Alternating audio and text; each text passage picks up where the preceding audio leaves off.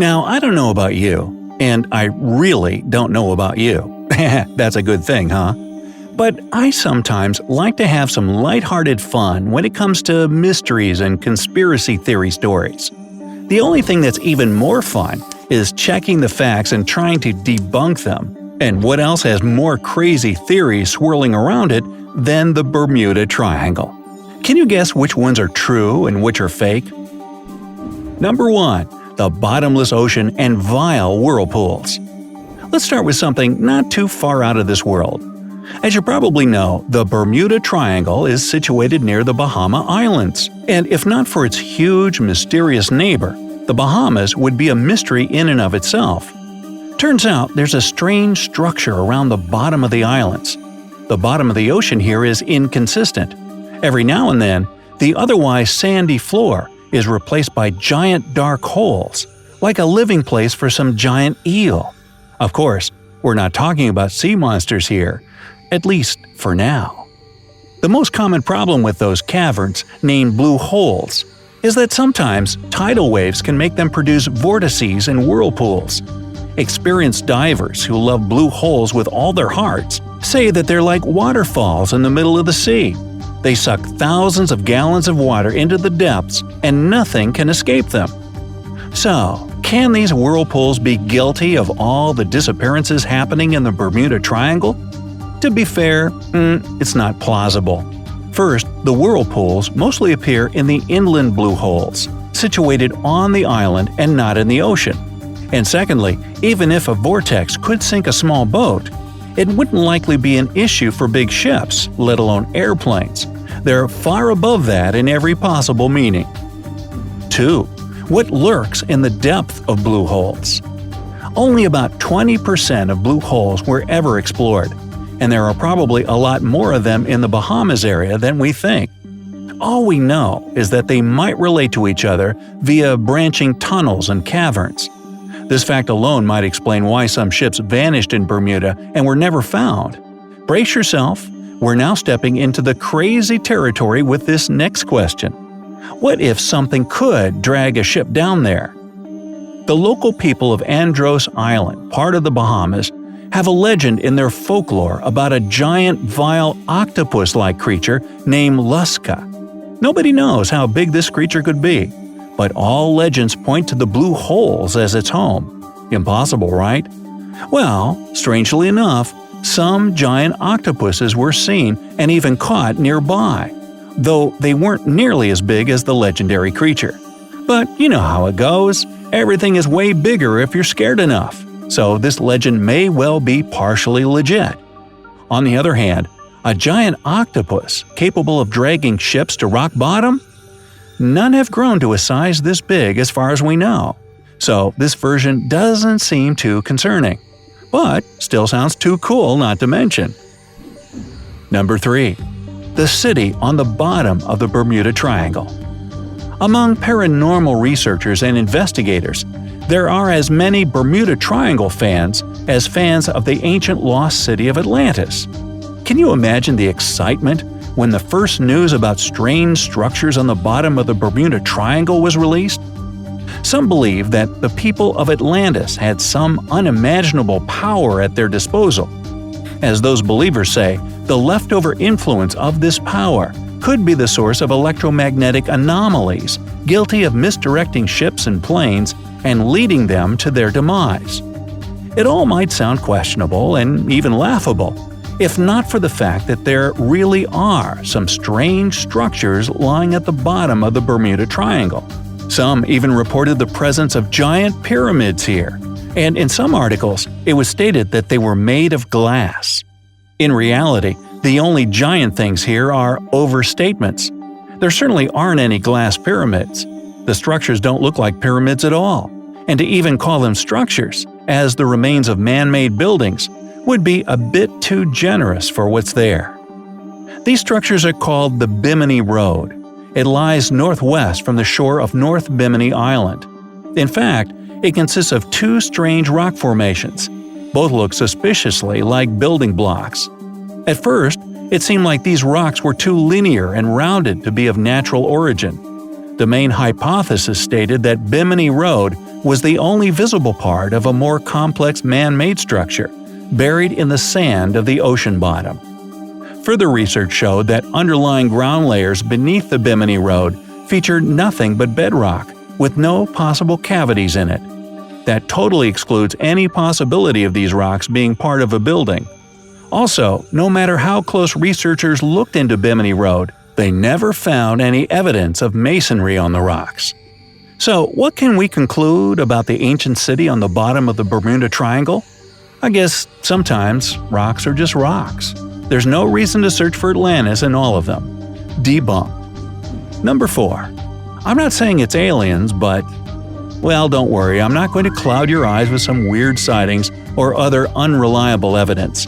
Something much more tangible lies within the borders of the Bermuda Triangle. With all the stories around the area, it's no wonder that the floor of the ocean is littered with shipwrecks from all over the world and from all ages. As you can imagine, this is a sweet spot for treasure hunters brave enough to challenge the mysterious waters of the Bermuda Triangle. One of these treasure hunters was lucky enough to come across a secret map made from the orbit of the planet in the 1960s during one of the first flights into outer space. This map reveals lots of shipwreck coordinates in the Caribbean area. One of them wasn't marked as a shipwreck, but as an unidentified object. Well, if that doesn't call some attention, then I don't know what does. The luckiest treasure hunter in the world believed that these coordinates should lead to the remains of the ship that was part of Christopher Columbus's expedition. What was awaiting the explorer at 300 feet below the ocean surface was possibly even more significant. It was an object later classified as a USO, unidentified submerged object.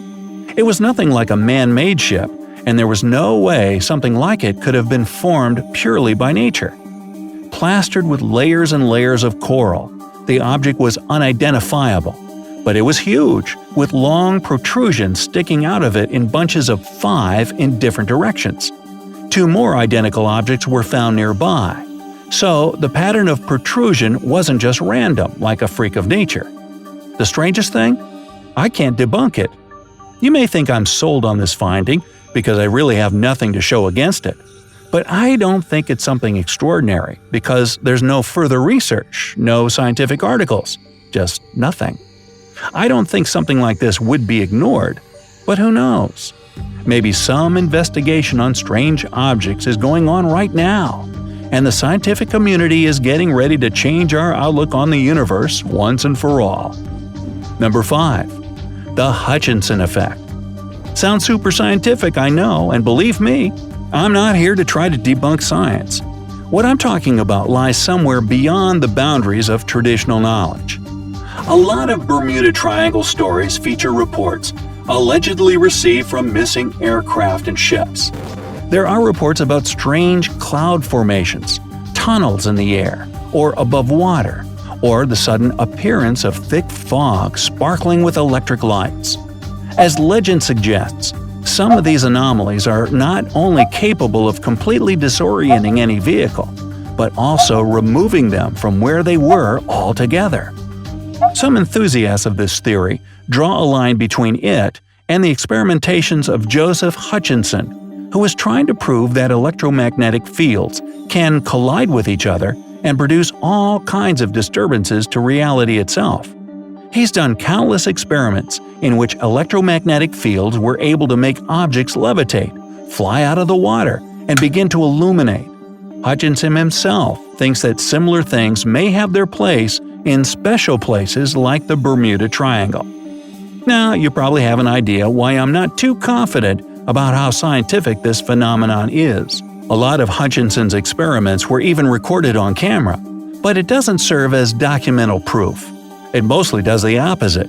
These experiments mostly look like a magic trick and not like a real scientific effort.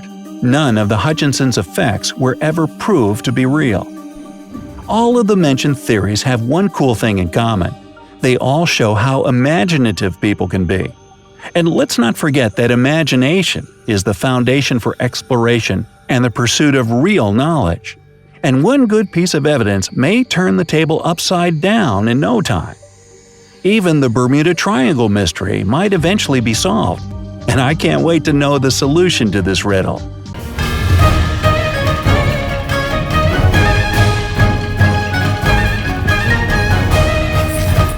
Hey, have you ever considered buying another home? I mean, an apartment or a house where you could live with your entire family? If so, you probably know that it's easier said than done, especially in a big city, because the prices are sky high wherever you are. And that's not to mention the overpopulation. But consider this, there are literally millions of empty homes in China. A perfect place to settle, isn't it? Well, not exactly. And here's why. I'll start from the very beginning. I live in a rather large city, and the cost of housing here can drive you crazy. Like many, I'm renting an apartment right now, but I've recently started to feel annoyed by having to give away my money to someone who can throw you out of their place at any time. So I began searching for other options. I must say that I'm alone and I'm quite a free spirit, so moving to another city or even another country is not out of the question. Well, I surfed the web, and that's when I stumbled upon the news from China, namely about its whopping 50 million empty homes just waiting to be inhabited. What's the deal? I asked myself. 50 million homes! The number just couldn't fit into my head. That's an entire population of some small European country. I decided to look closely into the matter, and I was pretty shocked by what I found. There are indeed whole cities standing more or less empty in China. However, the tricky part is that they're all bought and sold. How is that, you wonder? Well, so did I. The answer is pretty simple. The Chinese rush to buy property like crazy. Many of the apartments in these huge complexes are someone's second or, wait for it, third homes. Of course, no one lives in these places. They have their primary apartments where they live with their families. They give the second ones to their adult children. The third ones stay empty, just in case. Therefore, the districts where there are more of these third home dwellings look quite deserted. This seems a likely scenario for a country with a high GDP, which China definitely is. But I was so stupefied by what I learned about their property shopping spree that I wanted to find out how much the average Chinese person actually earns. The surprising truth is that the salaries there aren't that high. Statista.com says, for example, that in 2017, the nationwide average was 74,318 yuan, which is roughly $11,000 US. Now, the cost of a new apartment, as far as I understood, may start from around 2,000 yuan, $300 per square foot. I did a little math, and my eyebrows went all the way up. To buy a decent 700-foot apartment in China, you'll need at least $19,500. That's almost twice the yearly income of the average Chinese person. So, where in the world do they find the money to buy second and even third apartments? The answer is amazing in its simplicity. They share and they save. China is well known for its respect toward tradition, and that concerns family as well. Children are strictly a product of marriage there, so if a couple wants to have a baby, they need to get married first. And newlyweds naturally need some place to live. Do you follow me yet? Cool, because I'm getting to the point here. Let's be honest, living with your whole family in a small apartment, and I mean your parents, your spouse, and your kids, can be horrible. So, you desperately need your own corner. But remember the average salary. Even a mortgage will only be a solution if you earn enough and live in a city cheap enough. That is, if you do it all on your own. As a traditionalist society, China is very strong on family bonds.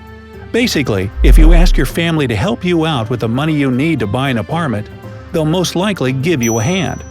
And that's where the saving part comes into play. Most Chinese people are very disciplined and not used to squandering. They think about the future a lot, and so they save money. Well, I'm no stranger to saving myself. I normally put aside about 10% of my wages for big purchases I'm planning. But when I learned how much the Chinese save, my jaw dropped all the way to the floor. They save 40% of their salary. Can you imagine putting aside almost half of your income? I wouldn't even survive on what's left. They do, however, and they seem to find it comfortable. Combining these two aspects, you get a clear picture of a typical Chinese family. There are seniors who work their whole life and save a lot of money. Then there are young men and women who also work and save and who have the help of their extended families to buy themselves a new home when the time comes. Okay, they have the necessary resources for that. That explains the second home. What it doesn't explain, even a tiny bit though, is why they would need a third one. To leave it empty? Just in case? What? Well, to understand this, I had to dig even deeper into the cultural and social life of China. And there I finally found my answers. The one-child policy that started back in 1979 left the country in a very tricky situation. Because of this initiative, there are many more men than women in China today, which leaves the housing issue wide open and on the shoulders of the men. To be able to marry, a young man has to have at least one apartment in his property portfolio, or his fiancé's parents won't even consider him a good match for their daughter. Traditionalists, remember? So, families that have sons start saving money right from their kids' birth to be able to provide them with a separate home later. If they have not one but two apartments, that increases their chances of starting their own family. Well, that does it. I've finally cracked this nut. Families buy several homes for their kids, especially their sons, to give them a better future. Yet, there's one more thing to consider. The supply of housing wouldn't grow so fast if it weren't for the profit of local governments. You see, prefectures and cities get their fair share of money from the growing property market. The more it grows and the more people buy, the larger the GDP becomes. And so it happens that local government officials get promoted for such growth. Seems like a win-win to me. In fact, though, this growth is rather artificial, which makes the whole city-building thing quite a bubble waiting to pop. Let's not forget that there are over 50 million homes that aren't actually inhabited. They're just bought by people who are in need of some certainty. This leaves many more unfortunate guys without any housing opportunities. That's a lot of people living in cramped apartments with no choice but to wait for their chance and work like there's no tomorrow. But there's one thing that made me believe in this building boom. Remember how so many headlines of the world's newspapers called the newly built empty districts in China ghost towns? That was a few years ago, but you can still find this stuff even today. Well, that turned out to be completely untrue. Those places were pretty much uninhabited back in the day, simply because very few people had managed to move there yet. Take the district of Chenggong in Kunming. It's probably one of the brightest examples of these so-called ghost towns. But if you look at it today, you'll see there are thousands of people living happily in their brand new apartments. The district is pretty beautiful, by the way, with a rich infrastructure and lots of things to do. The same can be said for Ordos, the most famous ghost city of China. It stopped being one as soon as all the socially important objects were completed, and the flow of people in there has been pretty large ever since. According to government authorities, more than 153,000 people currently live in the district. Of course, this isn't as many as they wanted there to be, but it still doesn't qualify as a ghost town if you ask me. Just look at these mysterious islands. Years of sea corrosion and nature made this magnificent pattern of a world map out of islands. Yeah, just kidding. Of course these are man-made. The World Islands is an archipelago in the United Arab Emirates, and only one of many other magnificent artificial islands created there. And although the idea of man-made islands sounds very modern, the process has a long history. Many thousands of years ago, prehistoric people used to pile hundreds of boulders on lakes or river bottoms to create small islands. They can still be found in northern Scotland. The process was challenging and must have taken a lot of time since some of the stones weighed up to 550 pounds apiece. That means the islands were significant and had some sacred purpose. But to this day, it's still a mystery. We do know the purpose of the CHINAMPAS, Aztec artificial islands for cultivating crops. Small, ridge-like islands were built on the wetlands and swamps with canals between them. It provided enough water to grow fruits, vegetables, and flowers all year long. These floating gardens are still present and can be found in some regions of Mexico. What about more modern creations? Nowadays, islands are created for the need for extra space. Many Asian airports are built on artificial islands. The second, third, and fourth biggest man-made islands are taken by Osaka, Hong Kong, and Tokonami airports. However, not all islands are made with a purpose. Most of the New York Harbor Islands are man-made, but not all were actually planned. Belmont Island is just a pile of rocks, disposed of while constructing the underwater metro tunnel. The island measures only 100 by 200 feet. Although it's off-limits for people, in 2004, an artist unsuccessfully tried to proclaim the island as a sovereign nation. Other New York artificial islands include the Swinburne and Hoffman Islands, built to quarantine immigrants coming to the USA in the late 19th century. Nowadays, they have a more peaceful purpose as bird sanctuaries. Speaking of birds, there's a big S-shaped island in South Africa, and it's not an illusion. The island is covered in flamingos. Built in 2006, the island shape creates 2 bays for birds. The island also features 4 ponds and 1,000 artificial nests for the new residents. This sanctuary now hosts around 10,000 flamingos. Hey you two, want to hang out on my front yard? The position of the largest man-made island is taken by the Netherlands island Flevoland. After the 1916 flood, they decided to reclaim the local bay, and a dam was built, disconnecting the sea's inlet. By 1968, the land was reclaimed and became the youngest Netherlands province called FLEVOPOLDER. The island measures 370 square miles and supports more than 400,000 inhabitants. But for some people, one island is just not enough, and whole archipelagos are created. 4 enormous projects were completed in the United Arab Emirates. One of them is the aforementioned the World Archipelago. Let's have a closer look, shall we? Dubai, the capital city of one of the 7 emirates, is known for its luxury. An opulent oasis in the middle of the desert houses the Burj Khalifa, the tallest building in the world, lavish shopping malls, and monumental fountains. In the early 2000s, the Emirates was experiencing a real estate boom, and eventually, the coastal land skyrocketed in value. Soon enough, all the coastlines were occupied. All of the best prices of land were taken, and there seemed to be no way out. You can't make new real estate, right? Well, nothing is impossible in Dubai. A real estate company announced a new project to create a few islands with more coastal lands to expand the shore. The original plan included 3 palm tree-shaped archipelagos, the Palm Jumeirah, Palm Dira, and Palm Jebel Ali, and just the first project could double the coastline. Soon enough, the World Project was added.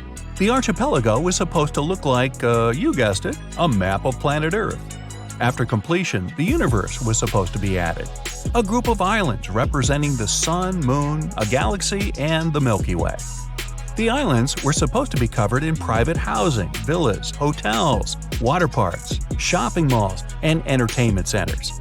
The plans looked grandiose and mind-blowing, but many things went wrong when making it happen. First, Palm Jumeirah and Palm Jebel Ali were constructed. Tons of sand were dug up from the Persian and Arab Gulf's floors. Then the sand was sprayed and compacted into the needed shape, surrounded by rocks for stability. The construction began in 2001, and in 2006, the first apartments were completed. Nowadays, Palm Jumeirah is one of the most recognized man-made islands. It consists of a trunk and 17 palm leaf shapes, surrounded by a crescent-shaped island. The project added 40 miles of desired beaches. It's currently home to the opulent resort Atlantis the Palm, numerous malls, hotels, parks, and villas. The island is connected to the mainland by a monorail and an underwater tunnel, and by 2016, more than 10,000 people live there. Work on the second Palm Island started in 2002. It was supposed to be 50% larger than Palm Jumeirah. Just a year later, work on 300 small islands composing the world began as well. Unfortunately, the global financial crisis of 2008 didn't avoid Dubai. All of the construction projects were halted. Nobody was buying the new property. The absent interest in land purchases tanked the value of the plots. The developing company announced refunds to its investors. Sandbanks were abandoned half-done. The half-built Palm Dira was rebranded into the Dira Islands in 2013. It hosts the Night Souk, the largest night market in the world, and the Dira Mall with over 1,000 stores. Hopefully, the plan to develop the other islands will be completed. They will house more than 250,000 people. By the time the financial crisis hit the industry, most of the world archipelago's land reclamation was done. The majority of the islands were named after corresponding countries and were already sold. Some were sold to real estate tycoons, some to private buyers. Virgin Group founder Richard Branson bought the Britain Island. Ethiopia Island was reported to be purchased by then-married Brad Pitt and Angelina Jolie. Unfortunately, after purchase, no development followed, and most of the investors lost their interest and didn't see any future in the project anymore. Many investors were turned off by the island's size. Each island is a different size, some as tiny as 6 acres. Many are turned off by the lack of connection to the mainland, with only a boat or a seaplane being an option, since some islands are 2 miles away. By 2013, 2 islands, Greenland and Lebanon, had been developed, giving some hope to the project. Alas, the world was struck by another problem. A report came out stating the islands were sinking back into the ocean. It's noted that water erosion was slowly washing away the sand. Right now, the only way to combat it is to manually replace the sand. This may not be a problem for private owners, but it might be a deal-breaker for a significant portion of residents. Besides that, the problem of water quality has been bothering the island's residents. The crescent shape around the Palm Islands was made to protect it from waves and erosion. In the end, it completely changed the natural tidal movement, making the water around the islands stagnant and stale. Remember smelling a small egg during an incredibly hot summer? Yee, same effect here. It not only smells gross, but it can also be harmful to your health. Now, not to pile on, but we will. In addition, the usage of sand from seafloors is now destroying the natural coastlines. Besides other problems, these ecological concerns makes the project unmarketable and not fit for the current time. Modern companies are interested in projects developing in coexistence with nature and not disrupting and changing the organic ways. However, despite all of the controversies, the world is slowly coming back to life. An Austrian real estate company bought 6 islands composing Europe's map and developing a new luxury resort called the Heart of Europe. The project is set to open by the end of 2020. It has some mind-blowing attractions: the world's first artificial rainy street, the first floating houses, and the first underwater hotel. The resort is separated into different zones, each symbolizing a different European country or city. The Heart of Europe is now the only significant development on the world islands. But hey, if you don't want to buy your own island, I've got a bridge I can sell you. Wait, where are you going? Imagine being in a place with no sun. It's dark and gloomy. All you see from day to day is low-hanging sullen clouds. All you hear is the pattering of rain on the roof of your house. After several weeks with no sign of clear sky, you realize you're stuck in the wettest place on Earth. But this understanding will come later. Right now, you're a newcomer to the village of Mawsynram in the Indian state of Meghalaya. The place sits on top of the Khasi Hills, boasts tons of stunning views. At least, that's what you've seen on the internet. So far, everything lives up to your expectations. All that lush greenery is amazingly refreshing after the heat of the plains. You would enjoy the place even more if it wasn't for persistent heavy rain. It makes the whole adventure a bit too wet to your liking. But well, whatever tap is open up there in the sky, it'll run out of water in a day or two, right? If only you knew how naive and over-optimistic you are while thinking so. You will learn the truth, but later. Just wait. Right now, you're standing at the door of your rented hut. You've already discovered its curious feature. The whole construction has grass sticking out of the most unusual places. Even weirder, this grass seems to soundproof the little house from the deafening rain. You can't but wonder if downpours really get this bad in the area. Suddenly, you notice something you've never seen before. There's a group of men walking past your hut. There wouldn't be anything uncommon about that. But instead of covering their heads with good old umbrellas, they're carrying some curious constructions. Whatever those are, they're doing a great job, protecting the men from getting completely drenched. Later, you'll find out that what looks like small, lightweight boats turned upside down are actually local umbrellas, nups. Made of banana leaves and bamboo, they're super popular here. Nups are worn on the head rather than carried. It allows people to use both their hands while working and protects them from heavy rainstorms and severe winds. Anyway, you get tired of waiting for the rain to stop and head inside. You're tired after your trip. Hopefully, you'll wake up in the morning and sunshine will be the first thing you see. Several hours later, you find out it's probably time to tamp down your optimism. When you open your eyes, it's gloomy outside, and the rain keeps pattering on the roof. Whoa, where's everything? Thick fog hides the nearest trees, buildings, and even the road in front of your house. Or is it a cloud you're in?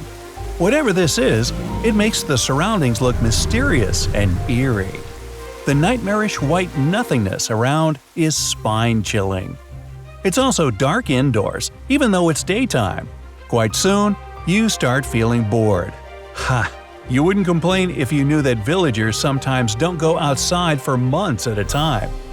You check again, and the cloud, or is it thick fog, seems to have passed. It's still raining heavily, but you decide you've had enough of staying inside. It's time to explore the place. Little do you know that on that adventure, you'll find the answers to all the questions that have been plaguing your mind. And the most important of them is, does this rain ever stop? Careful, you may not like what you learn. Probably a bad idea. You think, after your umbrella suddenly flies out of your hand and a stream of cold and, well, wet water runs down your back. But you can't give up now. Your feet are soaked, and no wonder, rainwater is surging through the streets. In some places, you have to conquer ankle-high puddles. Everything around looks as if it hasn't stopped raining for ages here. You have nothing to lose, so you leave the village and go sightseeing. The place is simply breathtaking. It has lots of waterfalls and weirdly shaped caves created in the limestone by the ever-falling water. And then, you see something that makes your jaw drop. It's a bridge, but isn't it made out of… Right, those are tree roots. Someone knotted and tied them to create a passage over a deep gorge in the jungle. Come to think of it, it shouldn't be all that astonishing. If such severe rains aren't rare in this place, traditional building materials, like wood, must rot away really fast. By this point, you're feeling like a drowned rat. It's time to return to the village. After half walking, half wading through the rainwater for a half hour or so, you reach the first houses and spot a small diner. That's when you notice you're shivering. But it's India, isn't it supposed to be hot here? You enter the almost empty cafe and take a seat. A middle-aged man, probably the owner, comes up to get your order. Maybe here you can find not only hot food, but also some answers. When the man returns with your meal, he seems eager to take a break and chat with you. He's surprised you know so little about their unique village. This place has even got to the Guinness World Records for having the highest annual rainfall. Every year, we have more than 467 inches of rain. The cafe owner sounds as if he's ready to burst with pride. You can't contain your surprise. That's so much rain that the Statue of Liberty would be up to her knees in water. The man keeps going. But it's rarely hot in Mawsynram. The average temperatures here vary from 52 degrees in the winter to 68 degrees in the summer. Oh, by the way, if you came in January or February, you'd see the dry season. Oh great, who knew you had to come to this place in the winter? But the man isn't finished. During this season we don't have much rain, just a bit over 2 inches or so. So, still not totally dry. And finally, the owner is ready to unveil the mystery of why his native village receives more rain than any other place on the planet. There is not one but 3 reasons for that. One of them is the monsoon. During this period, warm, moist winds from the Bay of Bengal are moving north. They meet over the Khasi Hills, which makes all the moisture they contain more concentrated. And since the Khasi Hills stretch east to west, they end up right in the way of the air coming from the ocean. During the monsoon, wild winds pull the humid ocean air over the hills and into the upper atmosphere. And it's another thing that makes the rainfall so continuous.